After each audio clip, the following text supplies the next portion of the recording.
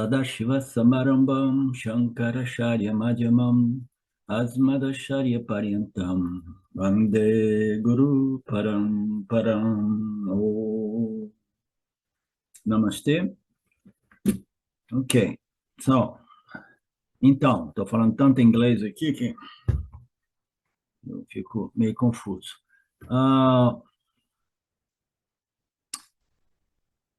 Nós estamos no capítulo 12 do Gita, versos 12 ao 13, né? E é um arquivo, uma passagem. Esses dois versos são versos que causam muita confusão. Tá? Por quê? Porque anteriormente a isso, né, dentro deste capítulo 12, o Krishna Guru ele quis, né, salientar ou enfatizar, né, o valor da devoção. Né? Então, embora tenha sido dito por Krishna, sempre, por todas as nossas escrituras, que a devoção não é uma yoga particular, um caminho, uma sadhana particular, mas é uma atitude religiosa, espiritual, aqui Krishna resolve representar esta devoção dividida em 5 níveis, em 5 estágios, né? Então, a devoção através do Karma Yoga, que é materialista por natureza e faz ações cujo objetivo é o seu interesse pessoal. As assim ditas sakama karmas, né? Os karmas e a devoção sakama, né? Só um minutinho.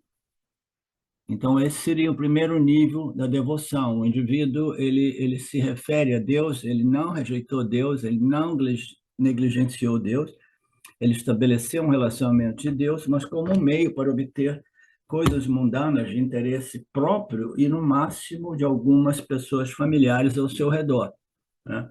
Então, este é um nível mais inicial no âmbito deste relacionamento entre a criatura e o Criador. Pelo menos o indivíduo trouxe Deus no âmbito da sua experiência e começa a fazer um esforço de observar o Dharma, né? Observando o Dharma, observando o Dharma. Eu quero o que eu quero para mim e para os meus filhos e minha esposa, mas eu observo o Dharma, mas eu sou materialista, né? E as minhas ações são de natureza sakama. E depois o indivíduo cresce para se tornar um bhakta niskama. Niskama é aquele que coloca as ações muito mais dármicas e satívicas, cujo objetivo é o benefício pessoal do indivíduo, mas, acima de tudo, é servir o campo dármica, porque tal indivíduo já vê o campo dármico como Ishvara, né? Ele desenvolveu uma visão de Ishvara a nível Ekarupa e Vishvarupa Ishvara, né? A totalidade. Então, o campo é Ishvara, então as minhas ações nada mais são do que serviços a Ishvara. E eu quero que o objetivo seja o benefício de todos os jivas de Ishvara, né? Então, ele se moveu no âmbito, né, de ações, né? O Karma Yoga envolve ações e seus resultados, e essas ações, elas são muito mais refinadas e conduzem a uma purificação ainda mais acelerada, tá? Aí ele disse também que o indivíduo, uma vez ele tenha colocado tantas ações no campo, ele inevitavelmente ele vai desde a infância, né? Ele vai desenvolvendo muito rajoguna, muita extroversion, extroversão, como é que se diz, mas extroversão, né? Então, quase que invariavelmente, né, o indivíduo talvez precise de upasana, que nada mais é do que meditação, né?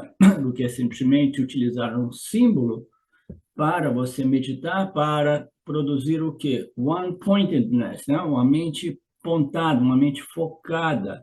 Porque no âmbito do Vedanta, a meditação sempre requer um objeto de meditação, e esse objeto de meditação precisa sempre ser um símbolo de Brahman. Brahman coberto pelos gunas de Maya, assim por dizer, Brahman colorido pelos gunas de Maya, Brahman configurado pelos gunas de Maya. Então Brahman aparece como o quê? Em geral, como uma deidade, uma divindade. Então, eu vou meditar nessa deidade, nesta divindade, com o objetivo de desenvolver foco, capacidade de permanecer focado, observando determinada objeto de foco, né? E no Vedanta, todas essas meditações envolvem conhecimento. Então, quando o indivíduo entra no âmbito desta meditação, numa deidade, ainda assim ele precisa estar remoendo, né, os atributos, qualidades e propriedades daquela deidade, né? Então, eu estou meditando num aspecto de Deus que é, né, Ekarupa, que é um nome, uma forma e algumas características específicas daquela configuração, e isso vai criando one pointedness, mas na medida que eu vou desenvolvendo mais e mais refinamento, sutileza e Sattvaguna, né, eu vou ampliando, eu vou sutilizando o meu objeto de meditação. Aí chega um ponto que agora eu estou meditando em Ishvara como a totalidade do manifesto, eu estou meditando em Ishvara como a inteligência suprema, né, que projeta, sustenta e recicla tudo isso de momento a momento. Então, a minha meditação sempre envolve conhecimento no Vedanta. Eu estou falando isso porque agora o tema que entra também é uma forma de sadhana que envolve conhecimento, sadhana que não envolve conhecimento e a diferença entre ambos, tá? Os próximos versos serão sobre isso. Então, neste caso, existe esta situação na qual o indivíduo ele progrediu de um karmi, né? Um karmi yoga, uma pessoa muito ativa, muito dinâmica, que pensava só em si.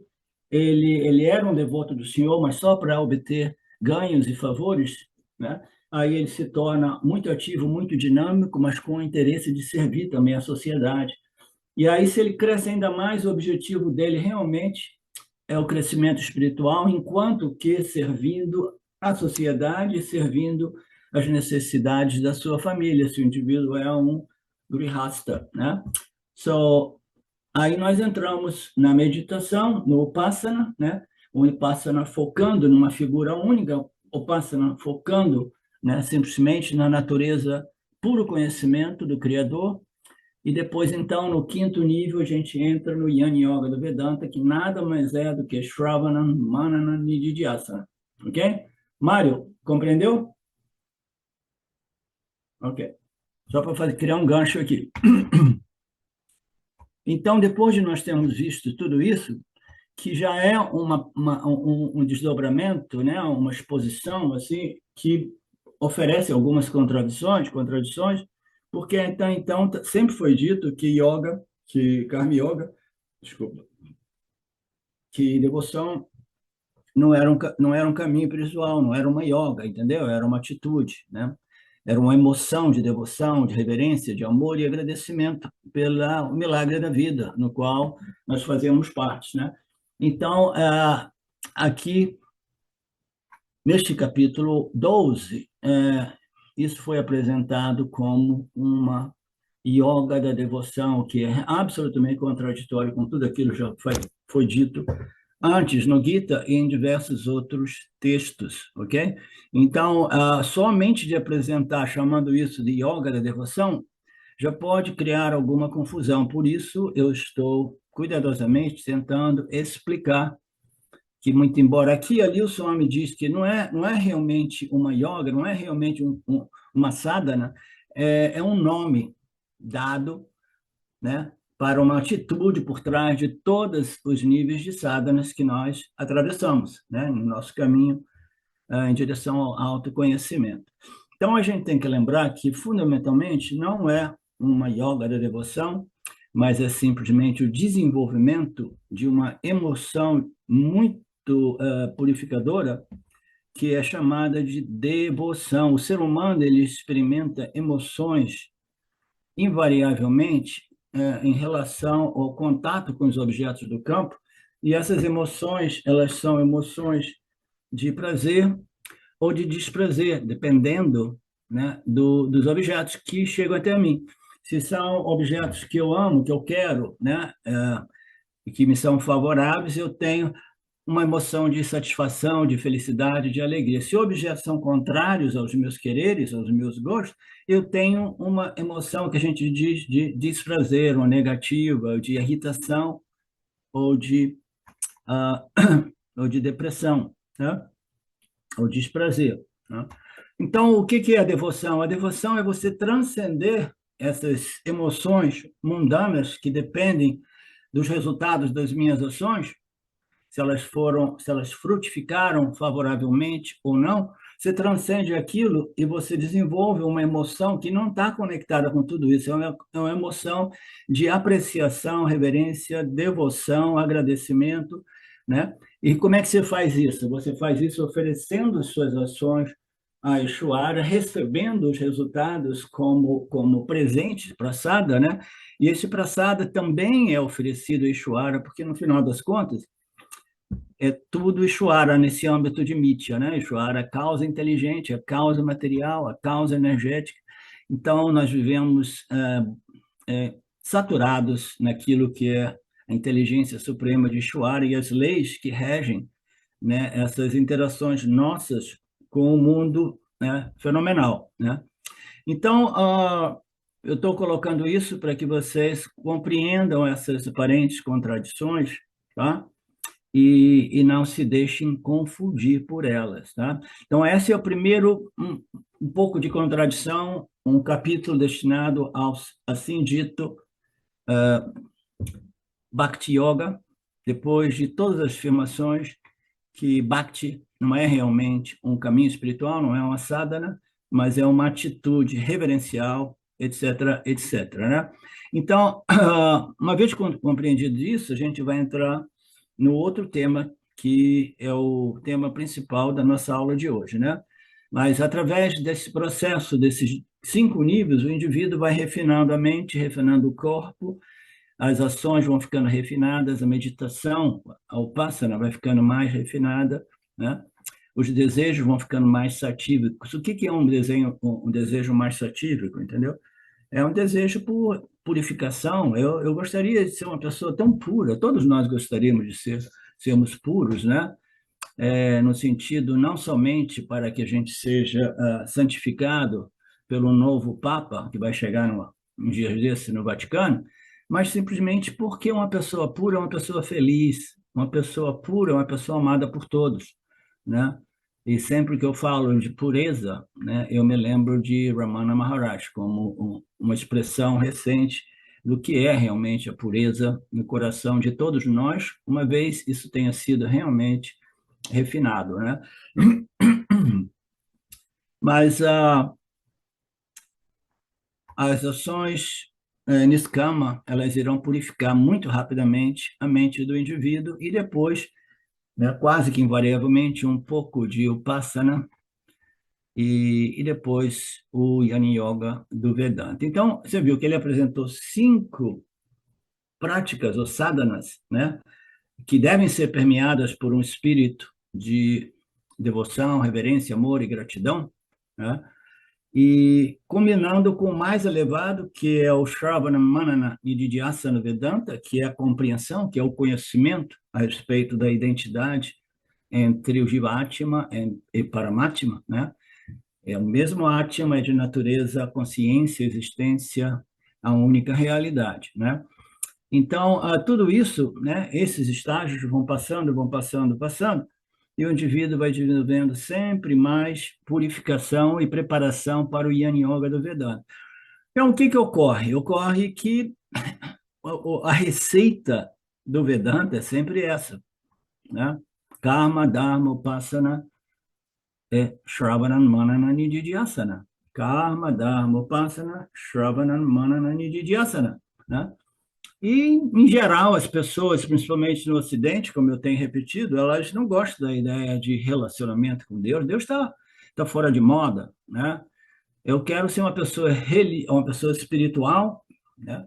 Mas eu joguei fora essa ideia de ser uma pessoa religiosa, espiritual, e o Gita e o Vedanta, e principalmente essa passagem do Gita, está já de alguns capítulos, né, enfatizando, começou lá no capítulo 7, 8, a natureza de Deus, highlighting, né, evidenciando a necessidade da purificação através da devoção, né?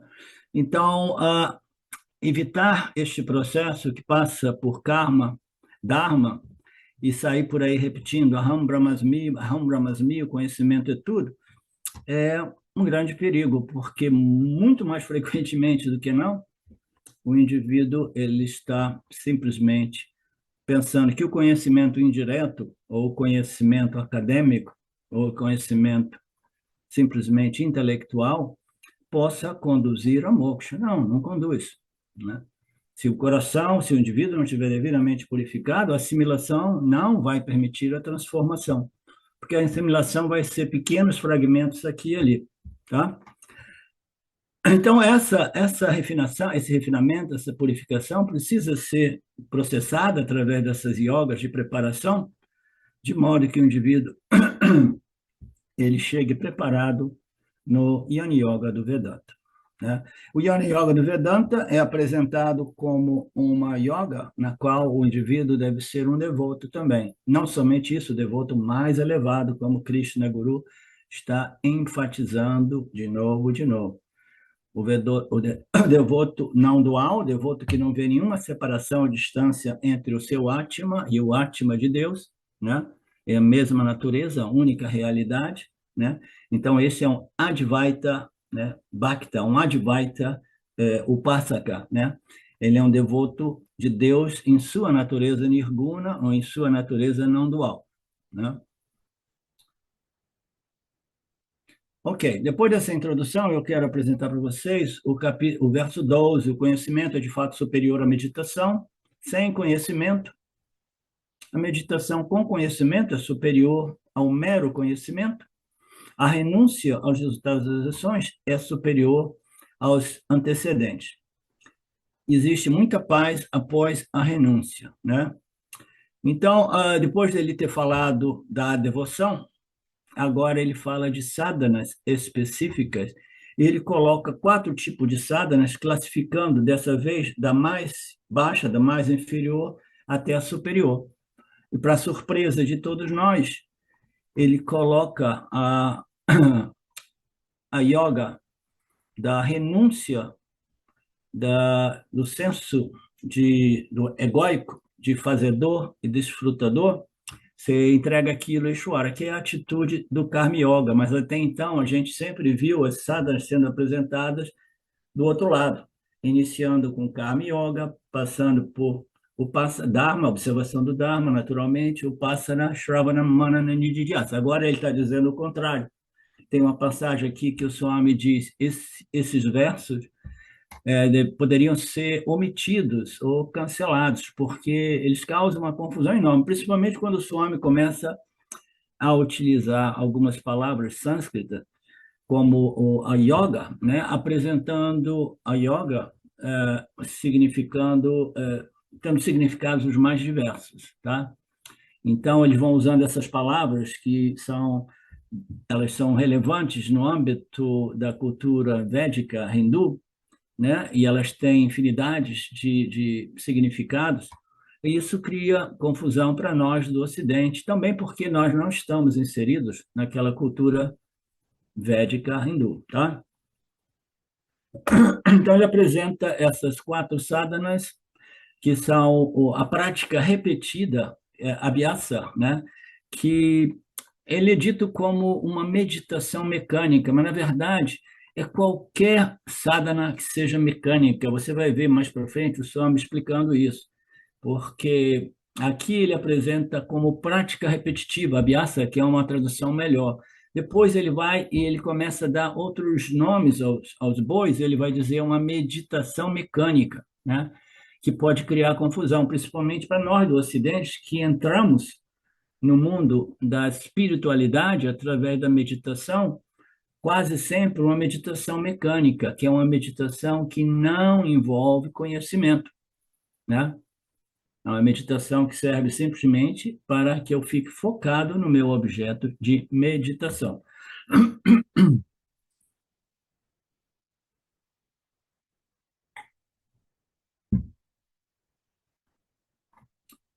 Então, aqui ele coloca como prática repetida, que é melhor, o yana como conhecimento, o dhyana como meditação, assim dita, né? Que seria uma meditação já diferente. É uma meditação contemplação, na qual existe o elemento compreensão, um corpo, né, de conhecimento que precisa ser compreendido e assimilado. Não é mais a figura de Krishna ou um símbolo de Deus, né? É uma meditação, até mesmo repetições de mantras, né? Eles podem ser feitos meramente mecanicamente, sem que a pessoa jamais contemple o significado daqueles mantras, tá? Então, é uma questão de muitas coisas, né? Eu tenho colocado isso em diversas passagens dos textos, né? Que nós temos sempre a possibilidade de fazermos algumas sadhanas sem que a gente compreenda realmente aquilo que a gente está fazendo, principalmente no âmbito dos mantras, dos pujas. Você precisa compreender o significado profundo de tudo aquilo para que você seja beneficiado com determinado elemento de conhecimento, de compreensão, né, daquilo que você está fazendo. Senão, você faz mecanicamente. Então, essa prática repetida, que depois é apresentada como meditação mecânica, é qualquer sadhana, né, que é feita mecanicamente, no sentido de que você simplesmente quer fazer aquilo, né, realmente naquilo que você está fazendo, não quer compreender, né, o porquê, o mecanismo através do qual aquela sadhana irá produzir a transformação através da compreensão bem assimilada, né? Então, o número 4 é o Karma Pala Tyaga, que é colocada como a renúncia do ego, né? Então, ele colocou a renúncia do ego, são as 4 sadhanas, né? A renúncia ao resultado das ações, que é a entrega dos resultados a Ishvara, tá? Então, o que vier para mim, eu aceito, eu compreendo Ishvara como um sistema preciso e inteligente, eu aceito os resultados como prasada, né? E eu entrego tudo isso a Ishvara sem nenhuma resistência, né? Sem nenhuma irritação, etc. Então, uma pessoa, eu costumo dizer também que neste nível do Karma Yoga é uma ciência muito sofisticada e que requer um nível de maturidade já muito elevado. Ela tem um poder muito grande de atenuar a problemática do senso ahamkara mamakara, eu e o meu, o que eu quero, o que eu não quero. Isso vai sendo atenuado através do Karma Yoga, a compreensão do sistema, e através da compreensão do sistema eu vou aceitando aquilo que Ishvara me manda, né, como o meu parada, aquilo que eu não posso mandar de volta, né? E aí eu vou respondendo, oferecendo, recebendo com atitude também de oferecimento da minha não resistência a respeito daquilo que está chegando para mim dentro do âmbito de um sistema totalmente meritocrático, kármico, né? Então, isso, o Karma Yoga é altamente elevado e difícil, né? Mas ainda assim, quando você chega nos Upanishads, é visto como a sadhana inicial, que quase todo mundo quer evitar, porque ninguém quer saber de Deus. Essa é a verdade, entendeu? Pessoas querem pular para os Upanishads, porque ninguém quer saber de Deus. Ninguém quer saber de devoção, ninguém quer saber de sadhana, né? Todo mundo só quer saber de afirmar, reivindicar, Ram Brahmasmi. Tudo bem, good luck, boa sorte.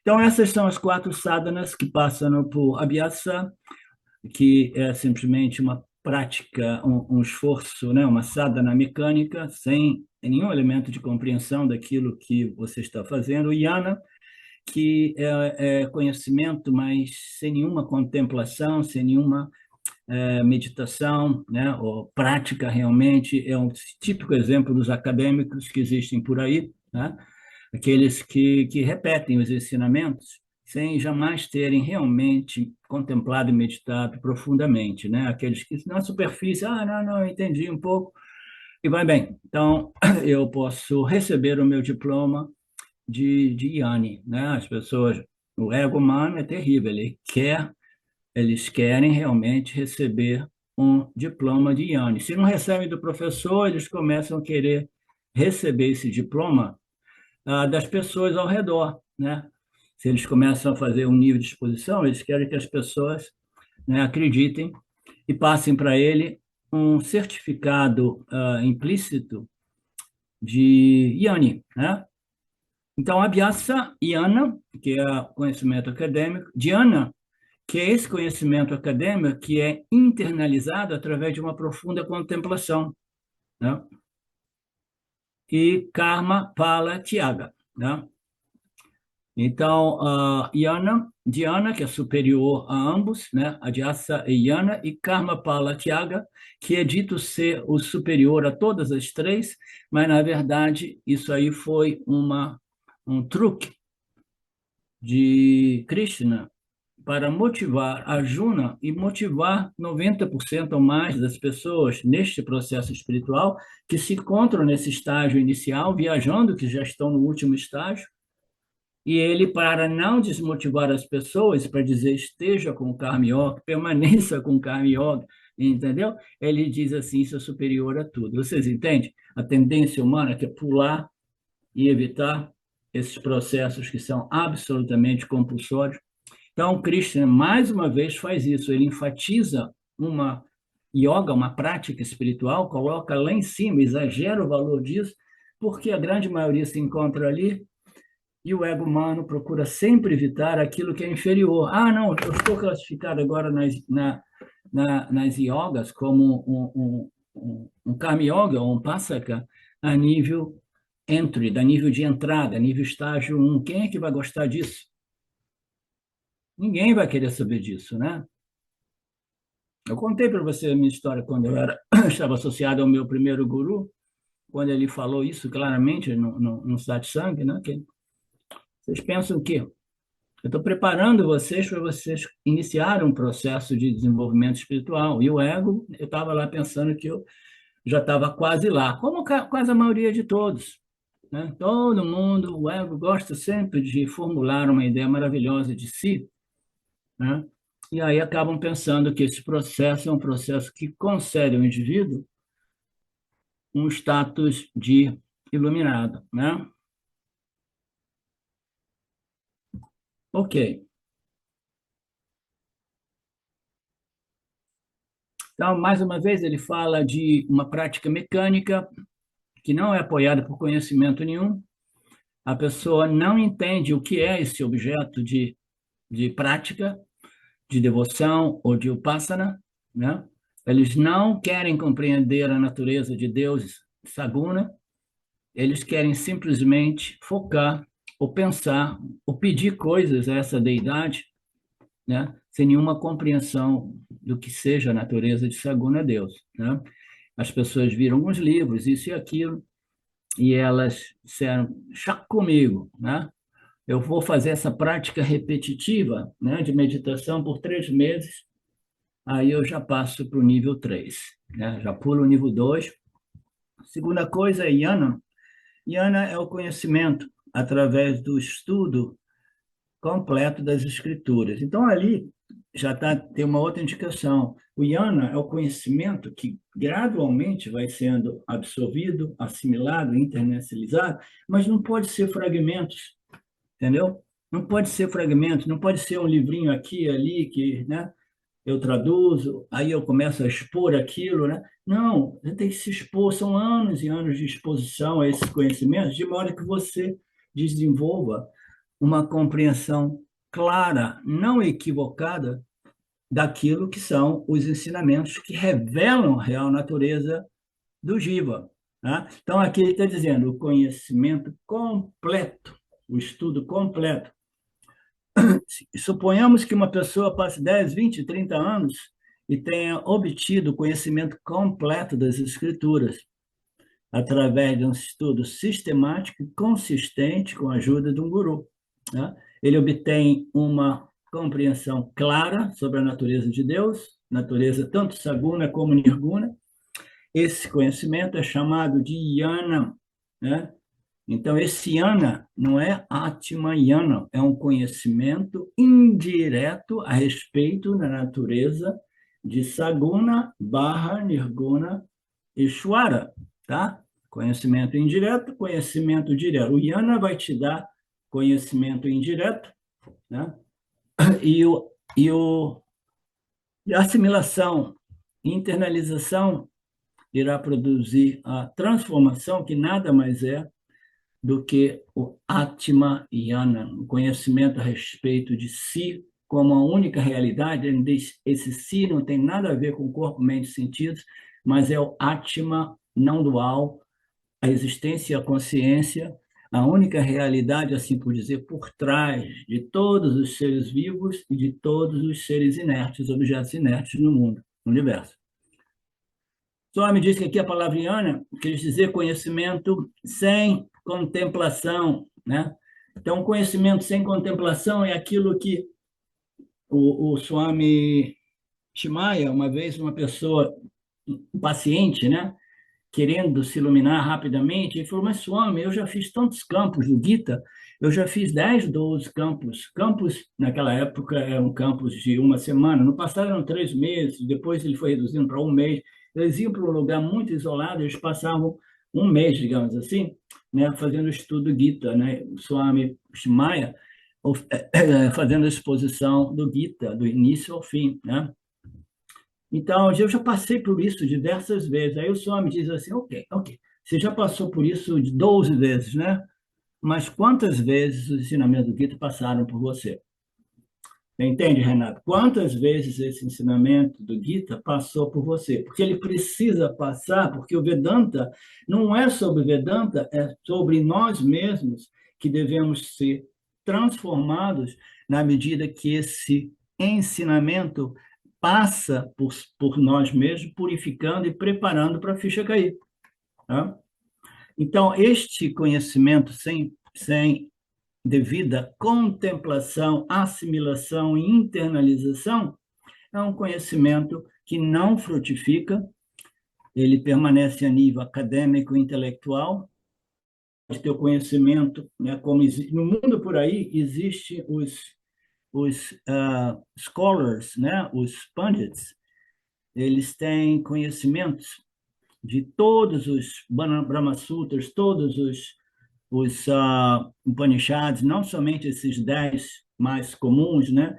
Eles fazem debate, eles passaram a vida toda estudando e debatendo esses ensinamentos. Mas a coisa mais comum é que eles nunca estudaram nem mesmo uma fração daquilo tudo, uma pequena fração, tá? Então, são os scholars, os pundits, os acadêmicos, né? Então, para internalizar esse conhecimento acadêmico, o indivíduo precisa de uma integridade, uma honestidade intelectual, de reconhecer que esse conhecimento ainda é indireto, tá? E fazer um esforço, né, em associação com o seu guru para internalizar, ao invés de abandonar o guru, né, e começar a viajar pensando que o Aham Brahmasmi já foi estabelecido. Conhecimento sem meditação é o segundo nível de sadhana, né? Primeiro era meditação sem conhecimento, o segundo é conhecimento sem nenhuma contemplação. Aí o terceiro nível é o conhecimento junto com a meditação, né? Que vai ser chamado de dhyana, né? A meditação sem conhecimento é chamada de dhyana, mas não é possível realmente sabedoria. Você vê, o conhecimento é uma coisa, sabedoria é outra. Essa é uma distinção gráfica, ortográfica, né? Muito importante, a diferença entre conhecimento e sabedoria. Sabedoria é o conhecimento devidamente internalizado, né? Processado, internalizado, de modo que ele produz o quê? Uma total clareza e convicção a respeito daquilo que o indivíduo é, né? Livre de qualquer sombra de dúvida. A terceira coisa é a combinação de ambos, né? Uma mistura de conhecimento e contemplação. Então, é uma forma de quê? É uma forma de... É difícil a gente colocar linhas divisórias entre o Upasana, Dhyana and ações, Karma Yoga, né? Porque no âmbito do Karma Yoga, como eu costumo dizer, o Karma Yoga é uma yoga de conhecimento, né? E de compreensão. Por quê? O indivíduo ele tem que assimilar a ciência de Mitya. ciência de Nietzsche nada mais é do que a compreensão das leis que regem Nietzsche, né? E o modo qual a criatura se relaciona com o Criador e as suas leis, porque olha, se a gente, eu passei um período de tempo morando em Tóquio, no Japão, e eu não tinha essa sofisticação para respeitar a cultura local, né? Então, se você vai viver num outro ambiente onde os valores são diferentes, a cultura são diferentes, e você não observa as leis e os costumes e as regras locais, você vai criar conflito para você e para os outros naquele meio ambiente. Inevitável, né? Então, a gente aparece aqui em Nietzsche e a gente, né, não quer saber de quais são as leis e princípios, que são as mesmas em todas as nações, né? Depois, as regras, né, governamentais podem variar, as culturas e os hábitos podem variar, mas as leis são sempre as mesmas, leis éticas, morais, psicológicas e espirituais.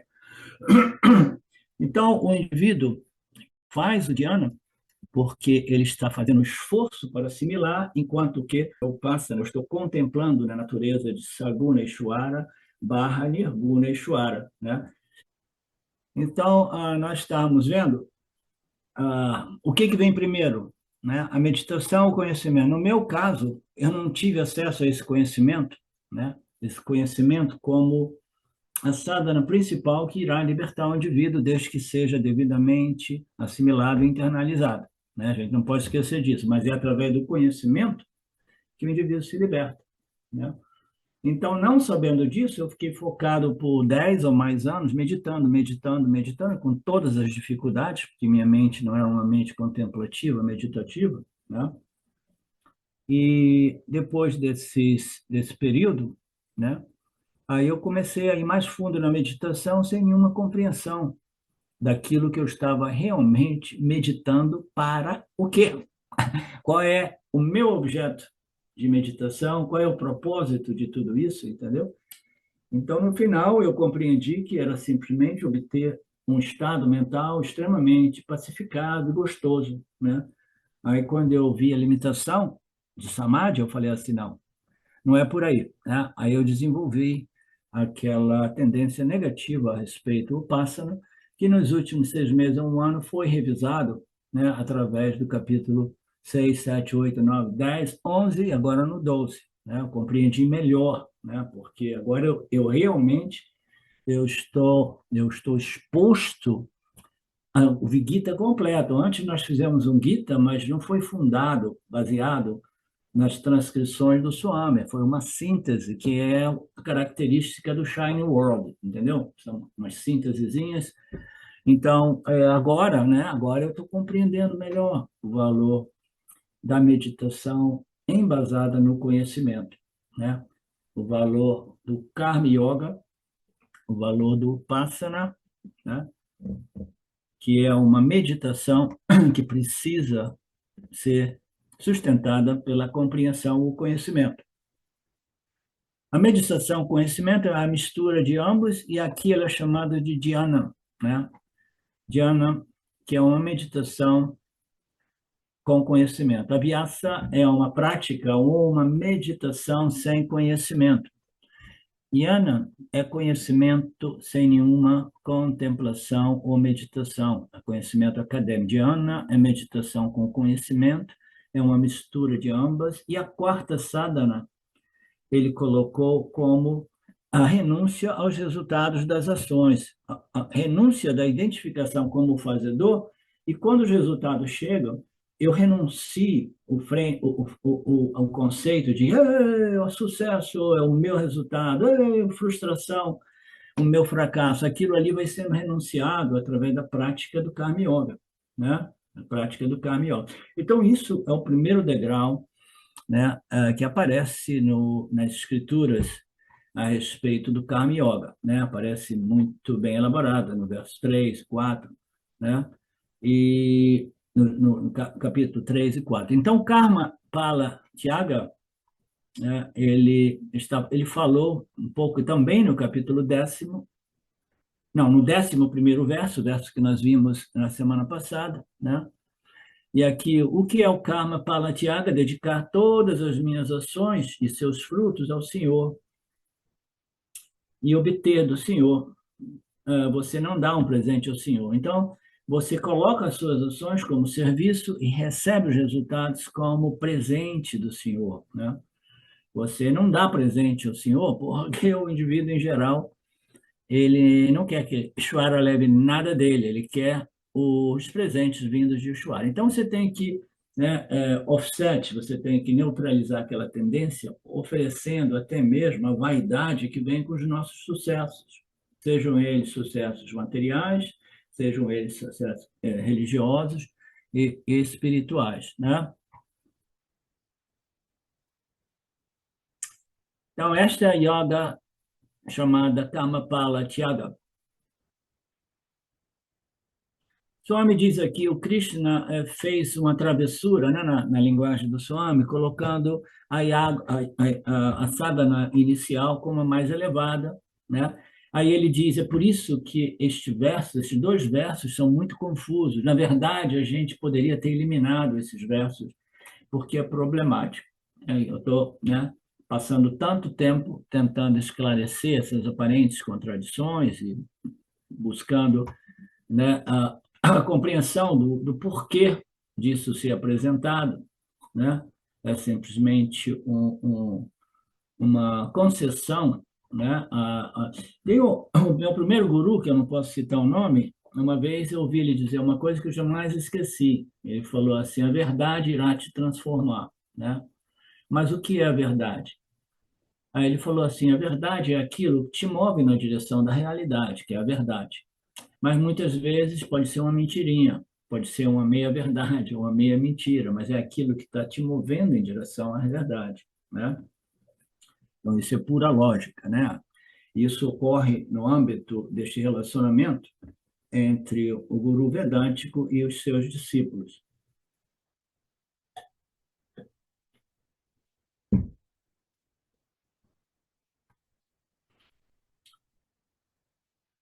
Ok. Então, ele diz, por respeito à Lorde Krishna, a gente não vai poder ignorar esses versos, né? A gente não pode simplesmente negligenciar. Krishna apresentou, principalmente lá na Índia, naquela cultura, o Swami diz assim, não, eu tenho que realmente enfatizar, expor e comentar, interpretar esses versos do Krishna Guru, né? Mas nós precisamos entender qual é a intenção de Krishna, né, do Senhor Krishna. Isso foi dado, né? Essa yoga inicial, que é a renúncia do senso de eu sou o fazedor e o desfrutador, como que se faz isso? Resolvendo o ego em Shwara, compreendendo que Shwara é a totalidade dos fatores e ele vai apresentar os meus resultados, os meus parábadas, segundo, né, essa inteligência kármica suprema, essa equação kármica suprema, né?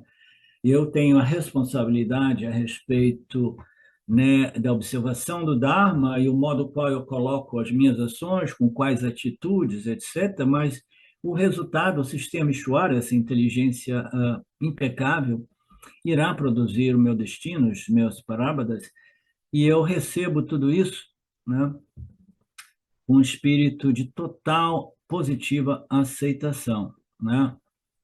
Então, somente a partir desse estágio, o indivíduo se prepara para ir para a meditação com o conhecimento. Ele pode começar com conhecimento puramente intelectual acadêmico, ele pode começar com a meditação, né?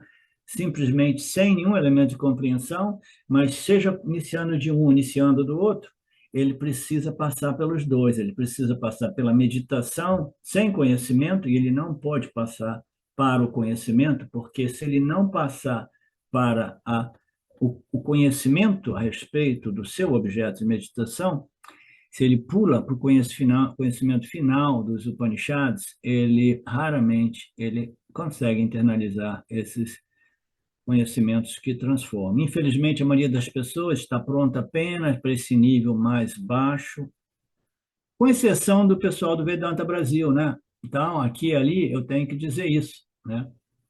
Existem exceções, o Brasil é uma exceção, todo mundo no Vedanta Brasil é um Yanni, né? Eu falei já com o Marcelo, a gente já está imprimindo os certificados, né? A gente dividiu em 5 categorias, né? grau 5, né? Aquele que é visto como professor, e aí os outros mais embaixo, né? Então, a gente vai mandar isso para cada um de vocês. Estejam atentos, observando, olhando o e-mail de vocês. Mas não, as nossas escrituras, elas declaram claramente que esse processo de transformação espiritual não permite atalhos, né? Você tem que iniciar, né, do início, né, para chegar no fim. Você não pode iniciar do fim para evitar os processos preparatórios para o fim. Ok. E tudo isso através deste Karma Yoga, desta relacionamento e renúncia de expectativa a respeito dos meus resultados, irão purificar de modo tal que os meus desejos vão se tornando sempre mais satívicos, dármicos. Eu vou me tornando um Niskama Bhakta, um Niskama Karma Yoga, fazendo ações que nós sabemos, né? Ações ditas de interesse de todos e, acima de tudo, de interesse de servir Ishvara como campo e, acima de tudo, de produzir mais e mais purificação em cada um de nós, né? O Swami diz aqui, ele apresenta um pedacinho de psicologia, de se Cristo apresentasse essa yoga como a inferior, então ninguém quer saber mais de iniciar o processo. Aí a pessoa começa a sofrer de iluminite porque ela pula nos estágios mais altos, entendeu? Sem estarem preparadas para o Aham Brahmasmi e começa a passar Aham Brahmasmi a nível meramente acadêmico, como se aquilo realmente resolvesse o problema. Se o Christian dissesse, não, o mais baixo é esse, vocês têm que iniciar pelo mais baixo, porque o mais baixo é indispensável. Ele, não, não, eu quero aquele mais alto. Aí ele dá um exemplo. Se a gente diz que o pequeno e feio são os melhores, né? Você vai dizer assim, não, o cara é muito pequenininho, muito feio, né? Mas ainda assim Krishna diz que é o superior a todos, né? Para quê? Porque se amanhã todo mundo nesse planeta nasce pequenininho e feio, aí Shwara tem que mandar um guru para resolver aquele problema de inadequação e inferioridade, né? Mas ainda bem que a gente tem um pouco de tudo, né? A gente tem configurações físicas altas, baixas, bonitas, feias, né? Com todos os tipos de karmas imagináveis, né? Então, essa é uma linguagem na qual, exageradamente, Krishna exalta uma sadhana, tá? Para que os indivíduos se movam, né? Ela glorifica, é chamada linguagem hiperbólica. Ela exagera uma sadhana para que as pessoas não se sintam iniciantes, não se sintam inferiores por entrarem neste processo. Aí algumas pessoas entram e daqui a pouco começam, mas eu já fiz esses anos, professor, e agora? Eu já tenho Yana, porque eu já estudo há diversos anos, né? Quase como dizendo assim, sou eu tenho Yana ou não tenho Yana, né? Aí eu tenho que dizer, você que tem que ver. Você foi devidamente transformado? Você se sente livre da problemática do samsara? Ou o seu conhecimento é fragmentado e não devidamente assimilado e internalizado? O Vedanta, ele é claro, ele não deixa margem de delírio ou de fantasia, tá? Ele é assim, tá? Se vocês quiserem abordar uma outra pessoa que comece a vender o Vedanta, abaixando a barra e dizendo assim, não, é assim mesmo, assim que a gente se resolve, tá? Tudo bem, mas saiba que é um iludido, né? Transferindo a ilusão a outros, tá? Esse é o problema. É por isso que eu não faço mais, eu não peço mais para ninguém começar a fazer grupos de leitura ou grupos de estudo, porque se a pessoa começa a achar que aquilo é um status e começa a vender aquele peixe como se esses fragmentos de conhecimento teórico pudesse realmente resolver a problemática humana, aí vira um problema para o Vedanta Brasil, né?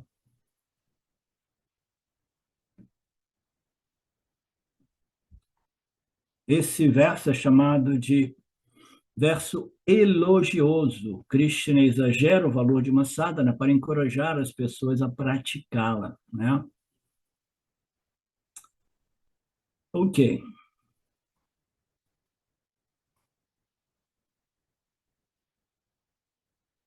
Eu já passei da onde nós terminamos na aula da semana passada, Marcelo? Já? Ok. Então a gente faz uma pausa de 10 e a gente volta já já. Om Purnamada Purnamidam Purnamudachyate Purnasya Purnamadaya Purnameva Vashishate Om Shanti Shanti Shanti Om Namastê.